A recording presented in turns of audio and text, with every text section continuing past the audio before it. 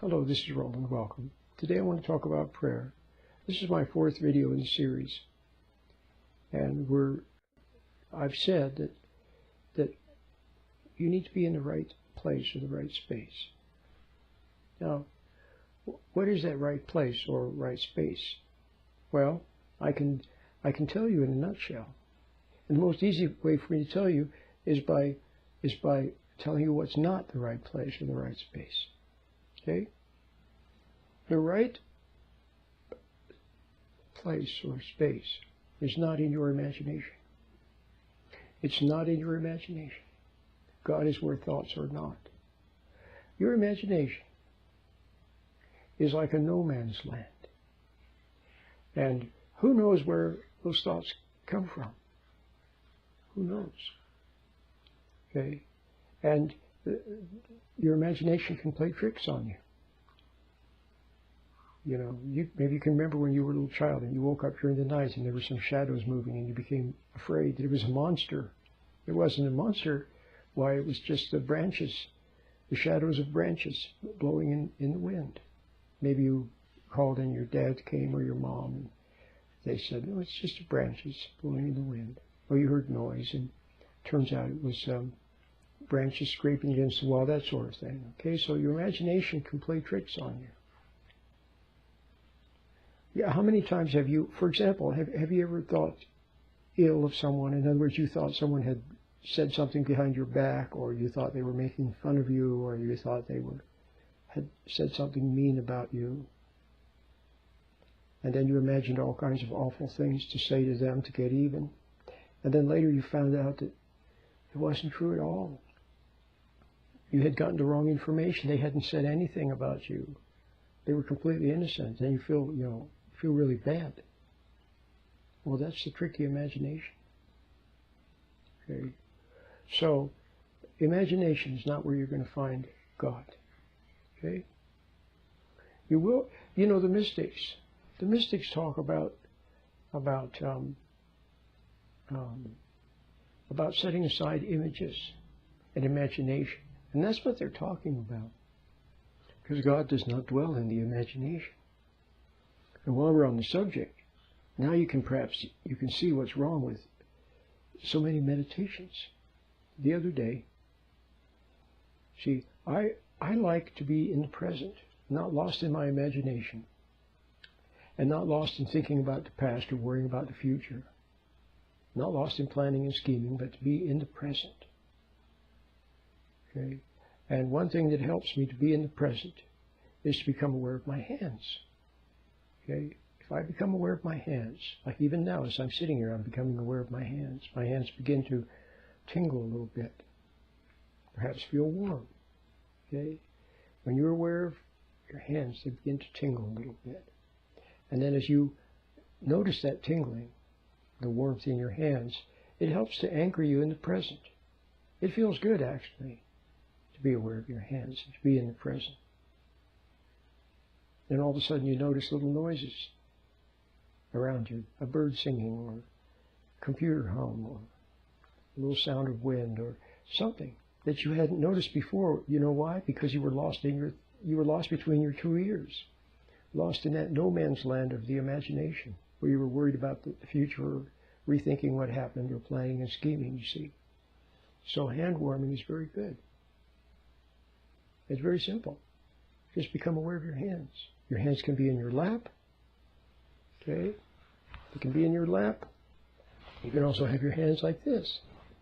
See, if my hands are like this, then that helps some people to be aware of their hands, because then they can feel warmth between their hands. You can feel the warmth there. Okay? Or you can have your hands by your side, or have one hand by your side and be aware of one hand. See, it's all good. And then when you're nicely cozy in the present, not lost in thinking, not lost in imagination, and you're sitting in the present and the birds are singing, you can extend that awareness to your feet. That seems to be the next thing for me, is my feet. Become aware of my feet. When my feet become a little tingly, a little bit warm, they eventually extend it to your whole body. But the hands is good. Okay? You can do it anywhere. Sitting in a room, sitting on a bus, sitting in an airplane, sitting in the office. You can do it while you're standing, waiting for the bus to come, or while you're out walking. You're out for a little walk, and as you're walking, you can be aware of your hands. It reminds you to be in the present. It brings you back to the present. Okay? So anyway, now I want to get to what I was going to tell you earlier. So you see how simple that is, and how beautiful, and how it's very spiritual. It's so simple. See, it doesn't have to be complicated. There was a nice lady in, actually, two people. There was Madame Jeanne Guyon. Madame Jeanne Guyon. She was a spiritual writer. She was a mystic. Okay? She wrote A Short and Easy Method of Prayer. It's very well known, very popular, okay? And much read. It's very simple. And she lived in the late 1600s, early 1700s. She was a friend of Archbishop Fénelon. Okay? And he also wrote some wonderful things. And then over in Spain and Italy, there was a man named Miguel Molinos. But what I wanted to tell you is that in Madame Guyon's book, A Short and Easy Method of Prayer, in English sometimes it's called Finding the Presence of God, or there's different titles for it, Spiritual Progress, but it's basically a short and easy method of prayer. And she says that anybody can learn to pray this prayer of silence. She calls it the prayer of silence, or the prayer of stillness. So you see, when you're sitting there and you're not lost thinking about worrying about yourself, about me. One guy, I'll never forget, I had a course one time. It was over at UC Berkeley. There was a very nice man. His name was Dick Wolf. He won't mind if I say this. He was teaching the class along with another lady. It was a course on training and development. Very excellent course.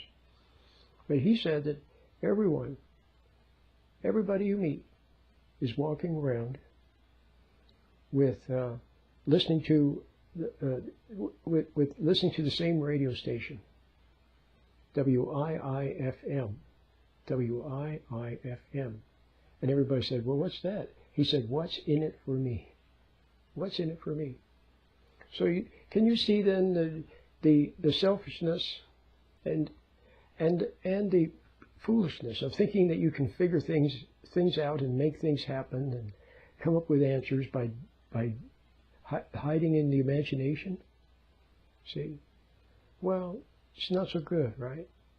So it's actually a nice spiritual practice just to be in the present and not lost in the imagination. That's already much better. Well, so here, I still haven't gotten to the story I wanted to tell you. The other day I was online, I was looking. So I was thinking, well, hand warming and meditation. Let me see, Google search that. And I think one of my videos showed up, which I'm glad. But there was another one that said hand warming and meditation or something like that. I thought, well, that's nice. So I clicked on it. It was some kind of a picture of a lake or a mountain or a sunset. You know, the usual thing you get with such meditation. Well, so what do you suppose it was? I only had to listen for a few seconds, and already I could see that you know what it was? It was visualization. Maybe they got to hand warming, maybe they didn't. But visualization. You see the problem with that? I mean, it sounds nice. Visualization. Okay, visualize a nice mountain or a lake or a sunset or something. But you know what you're doing? You're losing yourself in imagination. And that's a hypnotic trick, incidentally. It's a hypnotic trick. Hypnotists will tell someone to imagine something. And then pretty soon they can't step out of that picture that they have made in their imagination until they're told to. They get trapped in it, see? So it's not good to be lost in visualizations, even if they're nice, supposedly nice ones. Okay? It's not a positive spiritual practice. Okay? So now we're talking about prayer. So if you're in the present, okay, now the other thing is the attitude. So now I said you're in the present. not lost in the imagination. Remember we're talking about, I said, what's the right space or the right place to be? And I said, it's easiest for me to describe it to you if I tell you what's not. Okay? And what's not the right place or space is to be in your imagination. And the other thing that puts you, the other thing that will put, now this one I can't put in a positive way. This will put you in the right frame of mind, and that is, or the right space or the right place, and that is to want to know to sincerely, whatever that is. See, I can't tell if someone's sincere or not. See, but if you really want to know the truth, you're willing to know the truth. You want to know the truth, even if it shows that you're wrong. See, someone once said, he said it so well. He said, what's important is what is right, not who is right. So when you're having a disagreement with someone or a difference of opinion about something, okay, if your attitude is sincerely what is right, not who is right, but what is right. See, well, that's the kind of an attitude, see, that can lead to problem solving and to stating and to doing what's right or saying what's right, or not saying what's wrong or doing what's wrong. See what I mean? Because you want to know the truth, even if it should show you to be wrong. See, I'm sorry, I was wrong. Or, I'm sorry, I had the wrong information. Okay? So, really and truly wanting to know the truth. Very important. Okay? Now you can see the other problem with the imagination is that, and thinking, is that you come up with preconceived ideas that can be totally false. So, there's a term in engineering, it's called fresh eyes. To look at something with fresh eyes. When you look at something with fresh eyes, then sometimes you say, oh, I see what's going on. But if you come in with all preconceived notions, then you can't see what's there. So if you're talking to your child, a lot of parents, most parents, they have a judgment formed in their mind. Something like, she always tries to avoid homework. She always tries to stay up late. She never brushes her teeth. She always loses her pen. She's always making some excuse. She's always, see?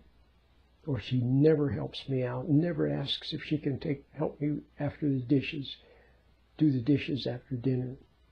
She never puts the remote control back on the television on the table, always leaves it laying on the sofa. She never pays any attention. She never cares about other people. See how they see? So, parent has a preconceived idea. The child comes along. The parent has already got some idea in her mind. See? But if the parent has fresh eyes, an attitude of, I don't know, see, that's a problem-solving approach. It's open-minded, see, because people change. People don't always do something. Remember when you were a kid and they said you always did something? Well, you know you didn't always do something. And you can change. So one day you take the garbage out, nobody asks you, and then guess what? They don't even see it. They don't even see it. Because in their mind they're thinking, he never takes the garbage out. So you got the idea. So that's the kind of attitude you need when you pray. You want to know the truth. Because if you get a little bit closer to God, then that's what you're going to run into. Truth. See? And God communicates with us by way of our faculty called intuition, what you know in your heart. And so when you're in the present moment, you're not lost in thought. Then you're closer to your intuition. Okay? Now that's a very good thing to be close to your intuition. People always tell you, don't they, trust your gut. See? Trust your intuition. Well, that's true. So if your intuition is important, then wouldn't it be nice to be close to your intuition? So so with the attitude of wanting to know the truth. See, take for example someone like Albert Einstein. It's a good example of someone who was close to his intuition. That's why he was a genius. See, did he make up these ideas? Did he invent his ideas like the special theory of relativity and so on? No, of course not. He discovered them. How? Because he wanted to know the truth. For example, his first paper in 1905, his June 2nd paper, I think it was, on the electrodynamics of moving bodies, something like that. Well, that's the one where for years he had been thinking about, you have a magnet and someone's writing on the magnet, and from their perspective, there's no electric, because they're stationary with the magnet. If there's a loop there, even though the magnet is moving, they don't notice an electric field. See, a changing magnetic field produces an electric field. But to the stationary observer, they watch the magnet moving, and there's an electric field. So he'd been thinking about that for years. See, but he wanted to know the truth. He didn't have a preconceived notion. He was open-minded. He really and truly wanted to know the truth. He was curious. And he had a sense of awe and wonder about things. And so, lo and behold, with that attitude, well, he made his discoveries. Okay? So now do you see those two things that I mentioned? I think I mentioned them. I think I did a pretty good job of describing them to you. So now you've got the idea. Okay? So you want to be in the present. Now, of course, your imagination is going to intrude. Now, that's a nice way of thinking about it. Most people, they welcome getting lost in their imagination, lost in thinking, lost in fantasy, because it's an escape. But it's an escape from what? An escape from truth, escape from reality. People don't want to see that they failed, that they're failing with their wife or their husband or their kids, or they don't want to see that they're a little phony with people, or that they're resenting people, or that they're judging other people. They don't want to see that. So they welcome escaping into truth. But to the person who has an attitude of wanting to know the truth, then he or she then begins to see this tricky imagination, these thoughts that rise up. From where do they come from? Who knows? But they want to carry you away. They want to take you away from the present. See, a lot of times kids say, "My dad wasn't there for me." See, well, maybe he was sitting in the living room watching television. Maybe he was sitting at the dinner table. Maybe he was right there. But somehow he wasn't there. Where was he? Well, lost in his thinking, lost in his imagination. Somehow not there. He didn't have the connection with his intuition. If he had been there, see, when you're close to your intuition, then what do? You have insights. You get wisdom. You have understanding. See? Then the child will say, "My dad was there for me." See? So now you got the idea. So the person who wants to know the truth, he can see that the imagination is not his friend. It's intruding. It's trying to come between him and his intuition, between him and being close to God, between him and being in the present, aware of his hands, and close to intuition, close to God. Okay? They're in the way. They want to intrude. Like somebody that butts into the conversation, or someone that comes in and interferes. Say you have a nice relationship with your boss or something, and then somebody comes along and they start to intrude and say things, and see, that's what the imagination does. It's very tricky, though. It presents itself as being your friend, your comforter. Oh, it comforts you, but it comforts your ego. It comforts your pride. That part of you that wants to be God, that wants to play God. See? So it sets you up. Your imagination and those thoughts of romance, thoughts of revenge, see, of winning, of showing people, of proving something.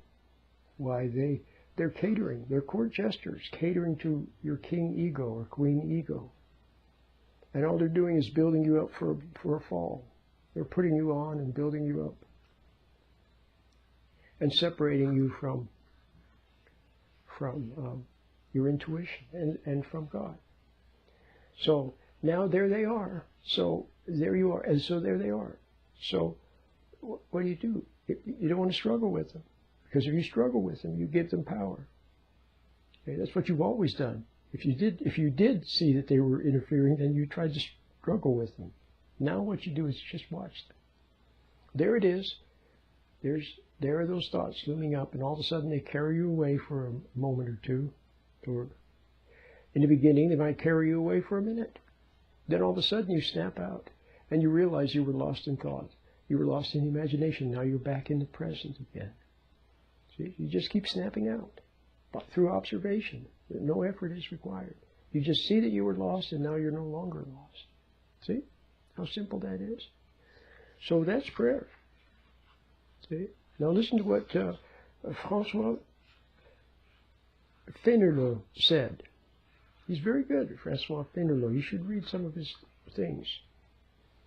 I'm reading here from A Guide to True Peace, which has writings from Madame Guyon, Miguel de Molinos, and Francois Fénelon. Well, listen to what he says. I know this is this is an excerpt from his writing. He said, "It is for want of inward retirement and prayer that our lives are so imperfect, and that we are neither penetrated nor warmed by the divine light of truth, Christ the light. We should therefore be in the daily practice of it, and there are none so much occupied as not to be able to find a few moments of inward retirement." Okay? Okay? So that is what I'm talking about, sitting quietly, being aware of your hands.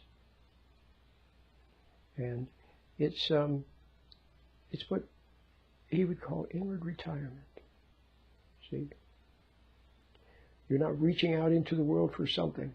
See, people who see, the ego always wants something, another excitement, another stimulation, something to judge, something to entertain it, something to build it up, somebody messing up so it can judge them and so on. The ego is always looking for that, so it's constantly scanning for that. But when you see the error of that, then you quietly let that go, okay? And then you see how the imagination wants to carry you away into a never-never land of fantasy, and you observe that and let that pass. Now you're just plain and simple person sitting in the present. Oh, and what I wanted to say earlier is that, and I never did finish, but I've covered a lot of ground. This is actually a good video. Madame Guyon and also Miguel Molinos, they said prayer is, anybody can do this. You don't need degrees. You don't need to study. You don't need to study the scripture. You don't need to have people teach you about it. You don't need to be smart. You don't need to be a genius. You don't need, just be a regular person. Whatever you are, just a regular person, a mom, a dad, a salesman, a clerk, a bus driver. See, of course you can be an accountant, or you can be a chemist or an engineer or something. Of course. But the point is, it's just anybody can do this. That was the point that Madame Guyon was saying. And you saw when Christ was on the earth, he didn't make distinctions between, well, you're smart, so you can, understand what I'm saying, and you're not educated, so you don't understand. It was just the opposite, actually. It was the simple people that seemed to understand him best. And it was the educated ones, the scribes and the Pharisees, the learned ones. They didn't have fresh eyes, see, because they were all caught up in their thinking, in their, what they had stuffed in their brain, you see. So we're just going to keep this very simple. You see how simple it is. So today I'm talking about prayer, and I have 3 other videos in this series. This is the 4th. They're all good. You should watch them all. And also, I have a meditation, several of them, but one of them is free little meditation. And basically, you already know half of it. You know 3/4 of it, actually, because of watching this video, of being in the present, aware of your hands. But there's a little bit more, which could be very helpful. So go to my website, commonsensecounseling.org, talktoapastor.org, or sheddingshackles.com, and look for the simple meditation or the easy meditation. Okay? My name is Pastor Roland.